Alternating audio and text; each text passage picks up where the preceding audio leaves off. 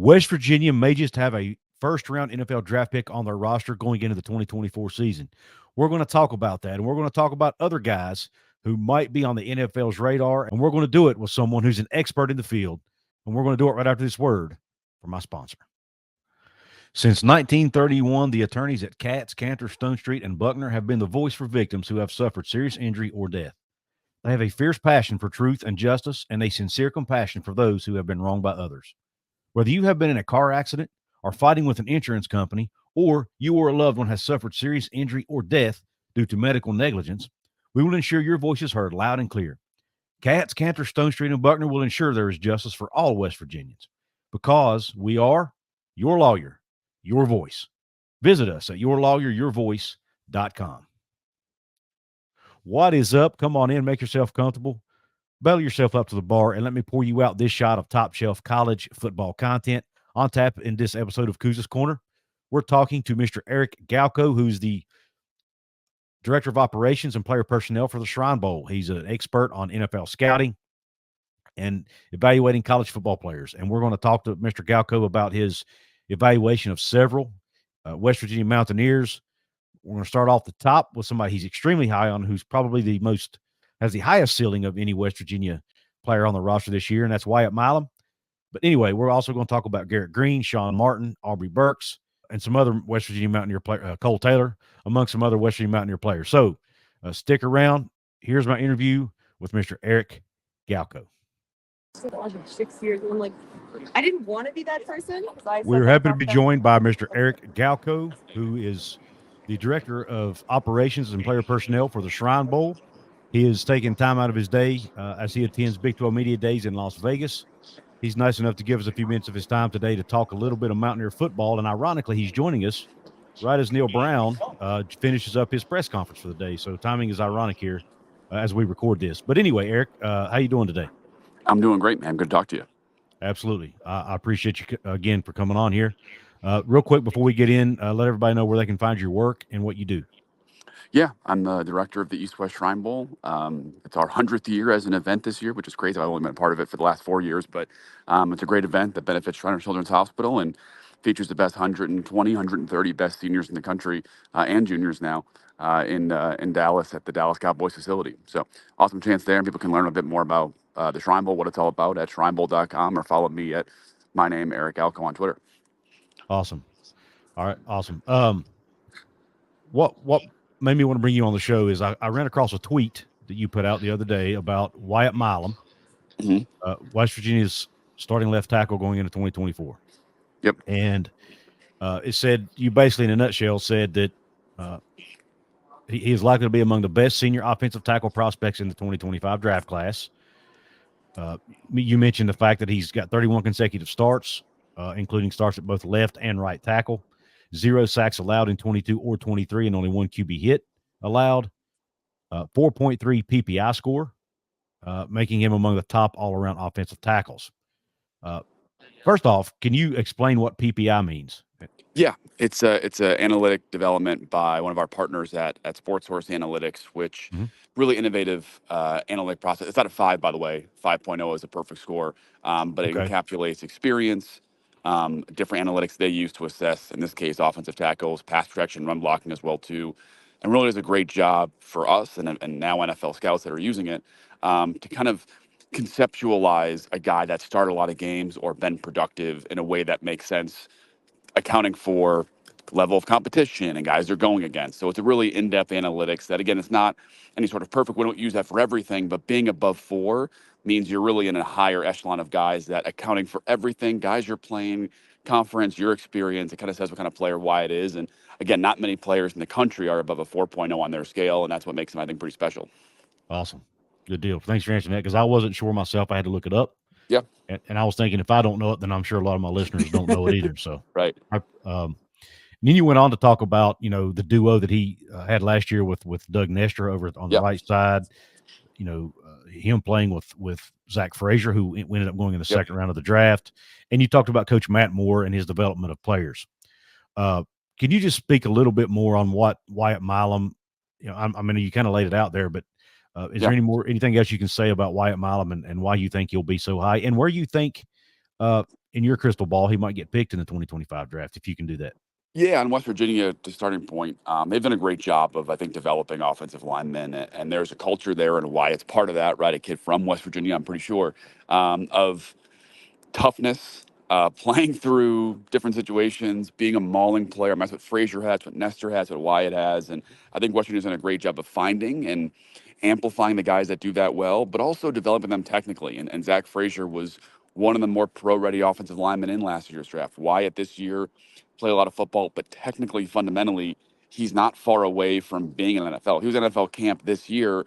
He'd probably be a sixth, seventh offensive lineman for a team, right? So he's still got areas to grow, but I think that Uh-huh. offensive staff, especially the offensive line coach, has done a great job of not letting guys lose what makes them great, which is a lot of the West Virginia players, their toughness, their Mm-hmm. physicality, but really kind of making them at their best in that sense as well, too. As far as what his ceiling is, hey, if people don't know in West Virginia yet, Wyatt's going to be one of the top offensive tackles in next year's draft. There's probably 2 or 3 offensive tackles that have top 10, top 15 ability, but Wyatt's got a great chance to be not only one of the first offensive tackles taken, but a first-round pick if he Wow. plays really well this year. He's got that type of potential, that type of upside. And again, last thing I'll say is one of the benefits for a guy like him returning to school, and he a little bit thought about coming out very loosely last year, but NFL scouts, NFL GMs, NFL offensive line coaches, they now know who Wyatt is, right? Because he was good last year and they knew about him. Now he comes into the season with a higher floor because teams are not starting from scratch. They know he's a great player. They want to see how great he is. And now his ceiling's higher as well, too. So really talented player. Why he's got a lot of potential this year. Awesome. Thanks for that. It's I mean, I knew he was on the radar. I knew he was getting some accolades. Made first team All Big 12. He was the only West Virginia player that did. Phil Steele's real high on him in his preseason preview. But it's pretty cool to hear that, you think he has first round potential. That's really neat. If not even maybe first 10 or 15 picks potentially. I mean, Hey, offensive teams need offensive linemen. So I right? don't want to put anything. There's no ceiling on offensive linemen, corners, and quarterbacks. Right. Teams are always going to want those guys. So again, the sky's the limit for Wyatt. He's big enough. He's long enough. He's played enough games that I think teams know the floor is high, and the ceiling can be up to Wyatt to prove this season in the draft Right. process. Okay. Awesome. Thank you. If you don't mind, I want to touch on a few more West Virginia players that could Yeah, let's do potentially it. get drafted or make it to the pros. First, let's talk about the obvious one, and that's Garrett Greene. He's Yeah. going into his senior year. Garrett doesn't, he doesn't have necessarily the measurables. He's not, he's less than 6 foot tall, but he has a cannon for an arm, and he can run. Okay, and I think in today's game that matters. So what do you Yep. see in Garrett Greene, and what is his ceiling? I think one of the important traits that I think Garrett has, but he wants to keep showing to teams this year is it's one thing to be mobile, athletic, creative.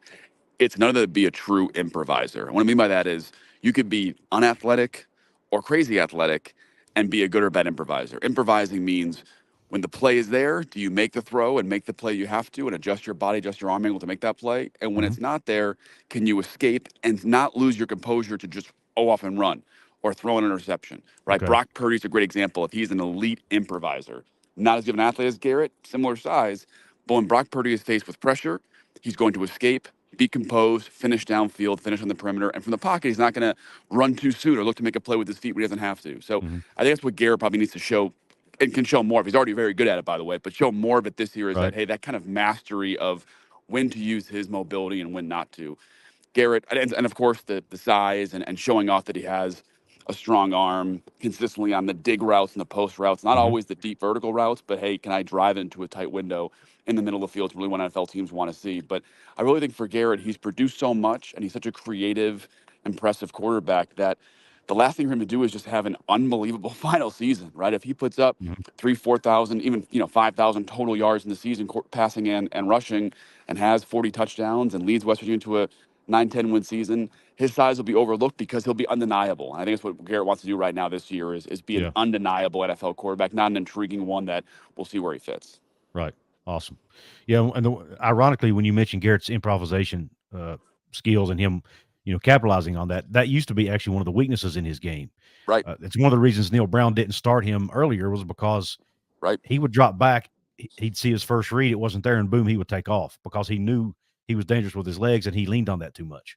Yep. And until he was ready to start improvising more, meaning, hey, I don't have to run every time, but I can improvise in other ways, he wasn't able to see the field as much. And I think so. It's ironic now that maybe actually one of his strengths because he's worked on that so much, and the staff, have to give the staff some credit there too on developing that in him.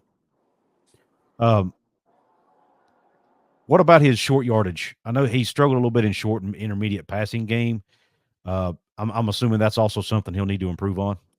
Part of it, I think, for him is when to throw with velocity, when to throw with touch, Right. where to place those kind of throws. I think Yeah. that's an area that can definitely be cleaned up. And one of the benefits of why I think a lot of NFL personnel are kind of going back to the old Bill Parcells mantra of quarterbacks is you want guys that start a lot of games in college, 3-year starters. Mm-hmm. And it's because they've already experienced not only the successes and the developments, but also the mistakes they made. And Garrett's had to live with those mistakes for his whole college career. And I mentioned Brock Purdy again because they have some similarities. Brock Purdy didn't have his best senior season, but that guy played 4 years at Iowa State and was a great college quarterback. He didn't forget his mistakes, and he Mm-hmm. grew them pretty quickly because he has so much experience to base off of. So I think for Garrett, it's kind of making sure he's winning from the pocket and the short, easy, intermediate throws that he can, and playing with Mm-hmm. composure and pace. And I got to imagine a guy who's playing as much football as he has will be able to make that improvement this year. Awesome. Next, let's move on to another guy. There's two more guys I want to ask you about. Guys, I'm obviously focusing on seniors here. There'll be other guys that are draft eligible, but we're talking about mainly seniors. Kole Taylor, the tight end transfer from LSU. Some would argue he's second or at least third best tight end going into the Big 12 in the preseason.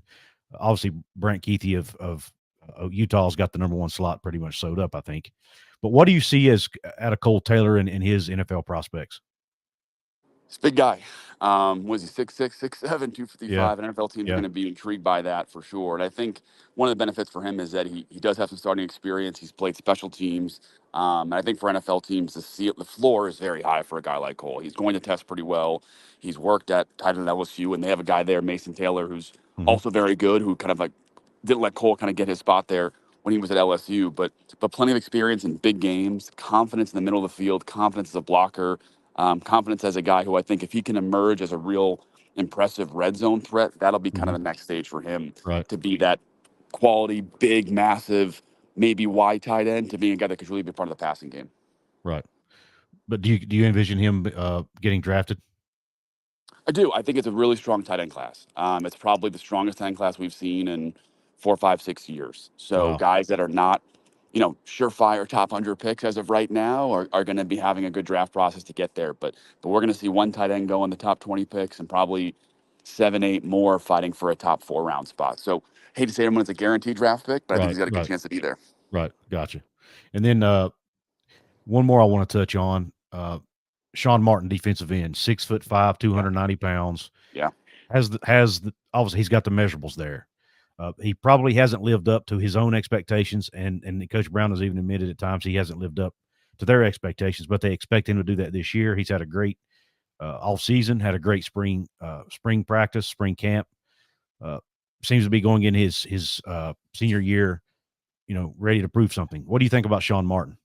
Yeah, he's been a guy teams known about for the last 2 years. NFL scouts coming on campus have certainly noticed him right away, and also seen the flashes on film and practice and in the game too. And I think you're right; you hit it dead on. Is he's got the athletic ability? Heck, he might be a draft pick alone off of his size, length, and athleticism. But for a guy like Sean, as an NFL evaluator, you don't want to have a guy that talented and with the right mental makeup to get better to just be a late round flyer type of guy. You want to see him hit that.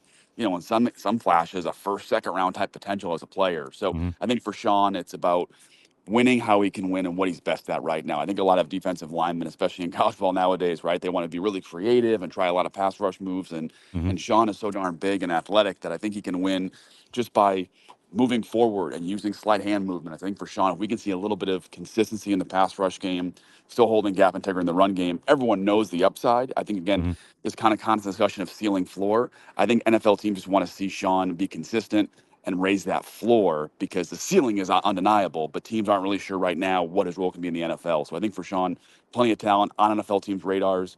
Most teams view him as a draft pick coming into the season too, but I think there's much more higher expectations for a guy like him. Gotcha. So basically for him, the sky's the limit. He could work himself. Right now, he's probably a late round to unsigned free agent.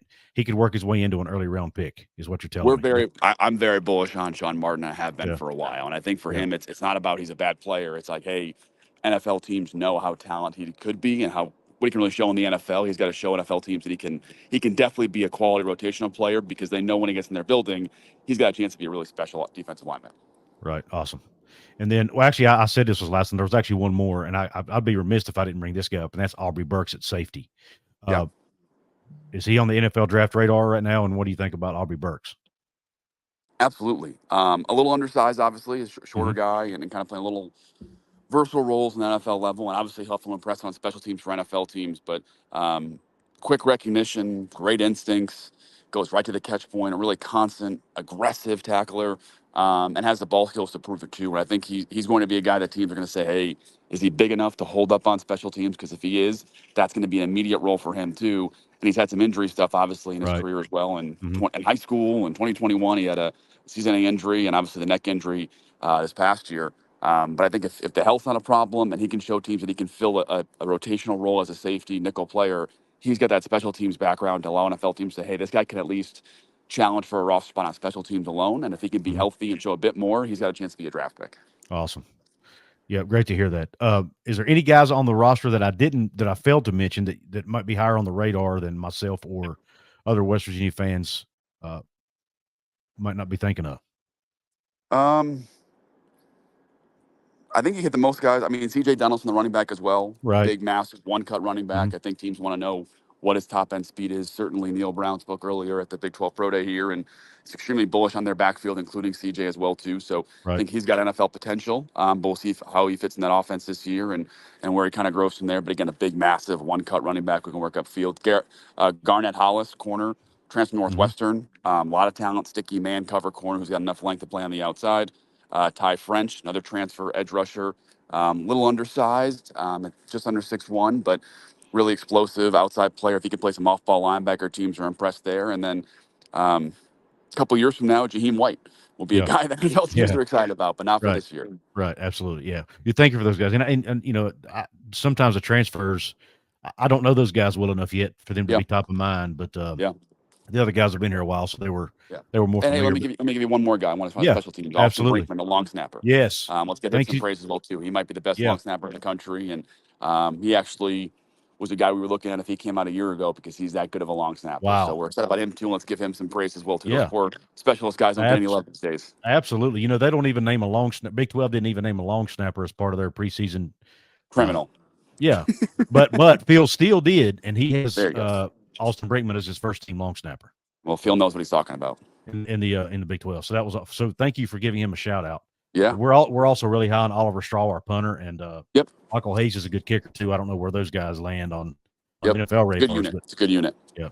So we're really excited about our special teams this year, believe it or not. I think they may win a game or two because of their special teams this year. It's I've been here at Big 12 Pro. It's been a constant theme, and I completely agree with it. The Big 12 is the deepest conference from top to bottom in the country, Yeah. and whoever finishes "quote unquote" last in the conference, I'd imagine they would have beaten at least one of the top teams in the conference. So it's Yeah. going to come down to tight games and special teams and Yep. winning on the road and all that kind of stuff for every team, Yep. including West Virginia. Yep.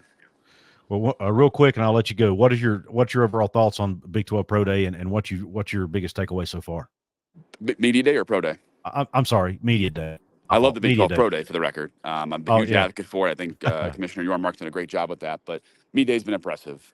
Big 12 and under Commissioner Brett Yormark, they've done a fantastic job of highlighting what the Big 12's great at. Obviously, being in Las Vegas, here at Allegiant Stadium. Actually, the Shrine Bowl was here 2 years ago, so this is a home away from home for me, and a beautiful facility, and it's been an awesome event so far. And the access to Coach Brown, Coach Prime, Yeah. Coach Whittingham, yes, everybody has been really incredible too. Awesome. So I think there's a lot of consistent buzz from everybody here about how strong the Big 12 is from top to bottom. And now we got to see if one of these teams can not only win the division, but also, or win the conference, but also be one of the playoff teams this year, or two playoff teams this year if they can.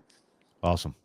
Well, Eric, listen, I want to respect your time. I'll let you get back to what you're doing, but real quick again, thank you for coming on the show. Everybody go check out Eric's work. You can find him on X at Eric Galko at EricGalko. He is Director of Football Operations and Player Personnel for the Shrine Bowl. Did I get your title right? Perfect. Nailed it. Okay, perfect.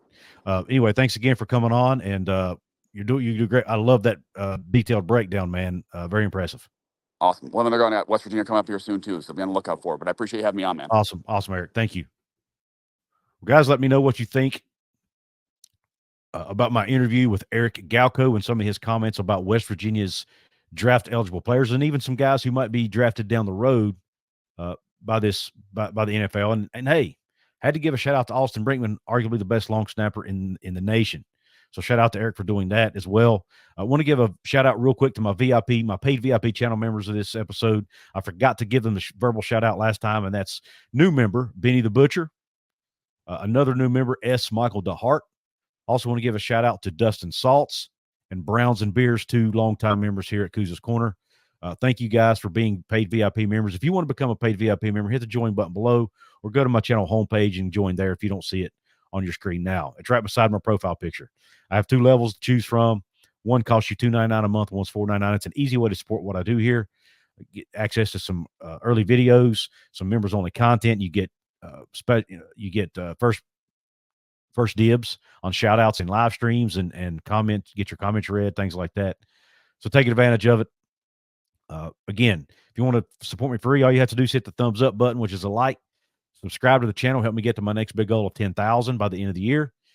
Also, let your family and friends know about Couz's Corner. I cover the West Virginia Mountaineers. I cover conference realignment in college football, and I cover the Big 12. And I have some exciting things coming up here on the channel for this coming season that you're not going to want to miss. So join us by subscribing and making sure that notification bell is turned on so you don't miss future episodes. In the meantime, check this video out in the upper corner of your screen. If you want to check out more content about West Virginia football, have a top shelf day, and cue Country Roads.